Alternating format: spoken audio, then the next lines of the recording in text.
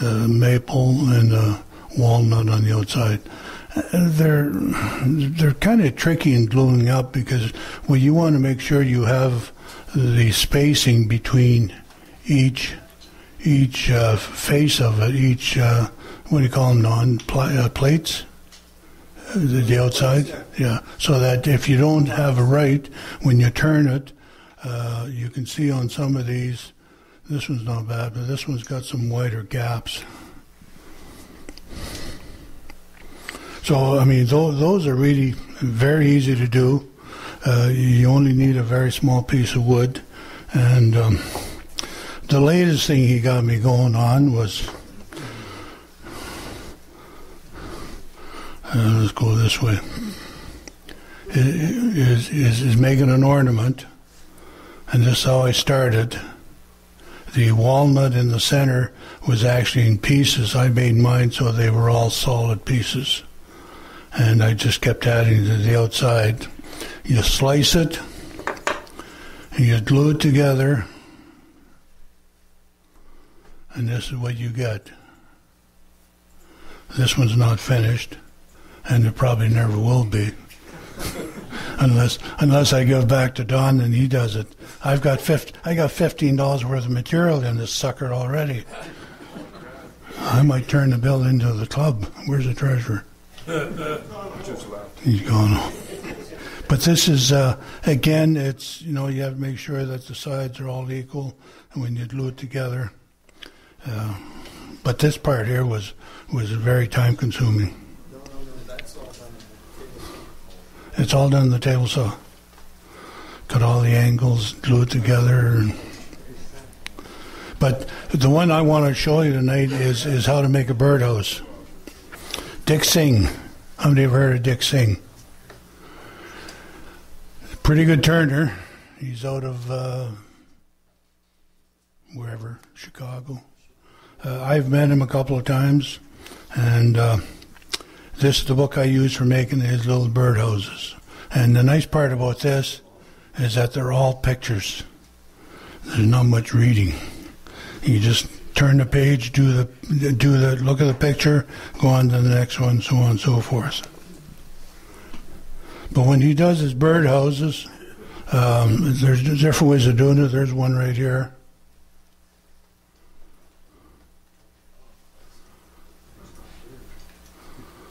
Where are you? Oh, what kind of bird is that? Birdhouse for? Miniature, very small bird. The eagle, yeah. And they're done. This one's done in 2 pieces, or 3 pieces if you count the perch, the top, the bottom, and I've made, I don't know, a couple of dozen of these. What you start out with, and if you follow what the book does, he starts out a square piece of wood. Marks the center, pick out the center for the hole, for the bird hole, and the perch. And this is how he does it in the book. And what you do, put this between center, turn it around, and this is what you get. This thing is ready to start finishing. He's changed his thoughts on drilling the holes before he turns around, because he says what happens is that if you were to drill these 2 holes, turn it, there may be a nice green design on the opposite side, so you lose it. Whereas if you do turn around like so, and then mark your center, and then drill your 2 holes, pick out the nicest side, and then just drill the 2 holes, and then you'll get something a little nicer. So what he does then is, I don't know if this is going to work or not. Yeah, it might. There's my jig, my mandrel for doing birdhouses. Dimensions, 3/4 and 5/8. So all I do is mount this in. What I've already done is start of this one. Oh, jeez. Is I've turned this one round. I stick this in the chuck.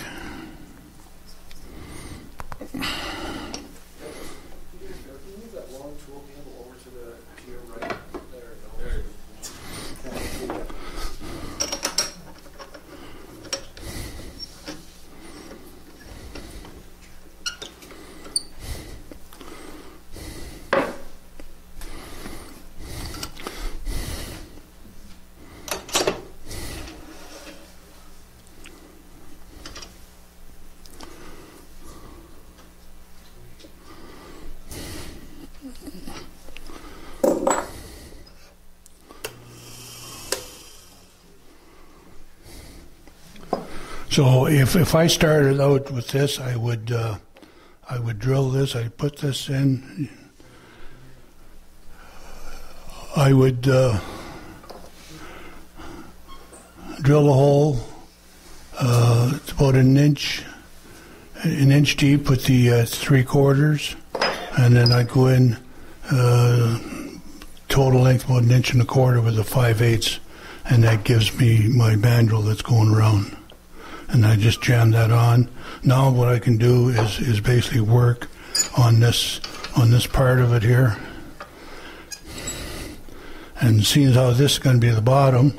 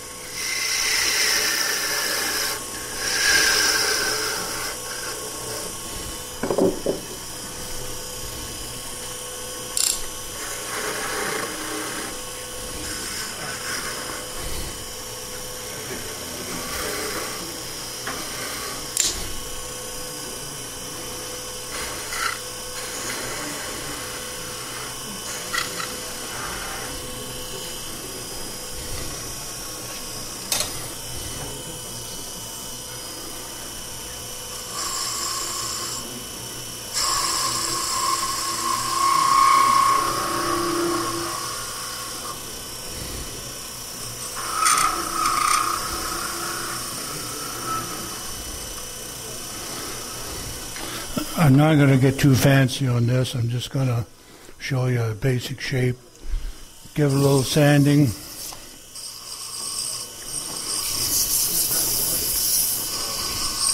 You can basically put your finish on, and then your birdhouse is basically finished. That looks pretty easy for us who've taken. Yeah, I think so. Now, what you want to do is look inside the.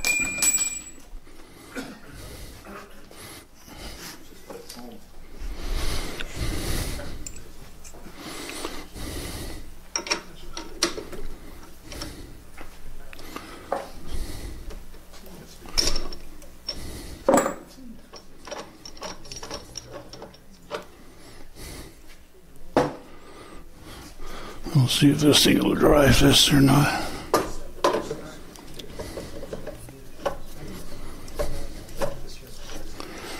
In case people are wondering, this is the thing that's missing out of the shop.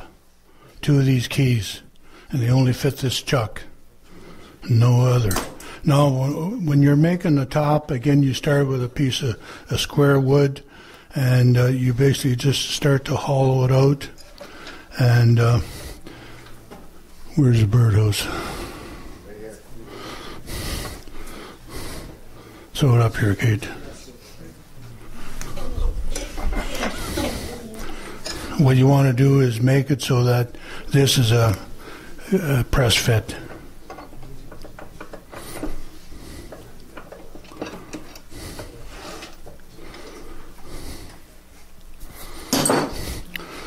So with that on there, that's run pretty true. You would work on the inside of that, trying to get that inside done.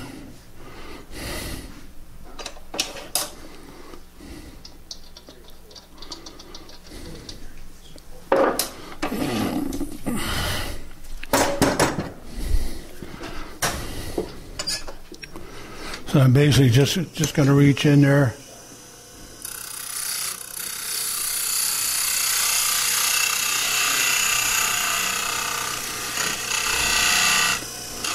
I'm not going to make that tenon any smaller because otherwise it won't fit on the body.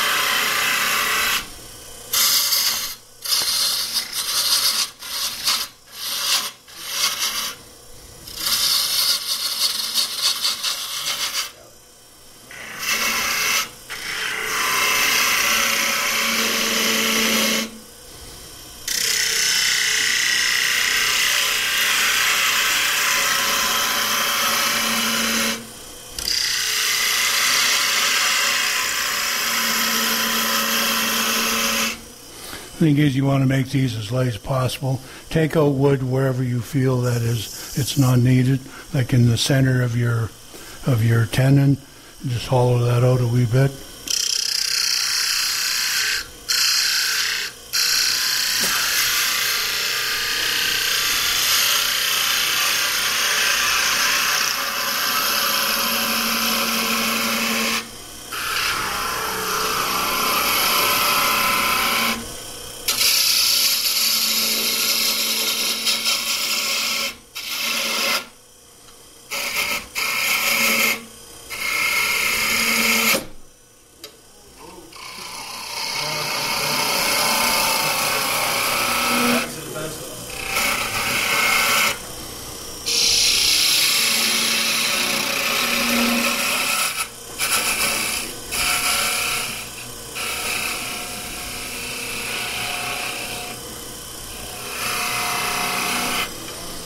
The rest of you just want to see this.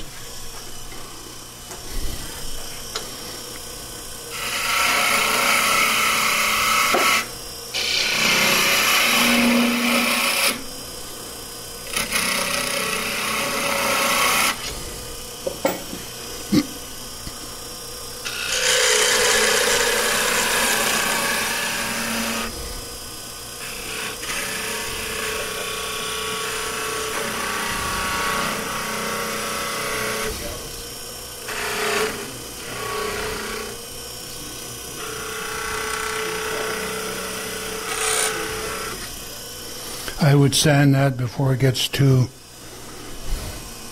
small. Spend a lot of time at it.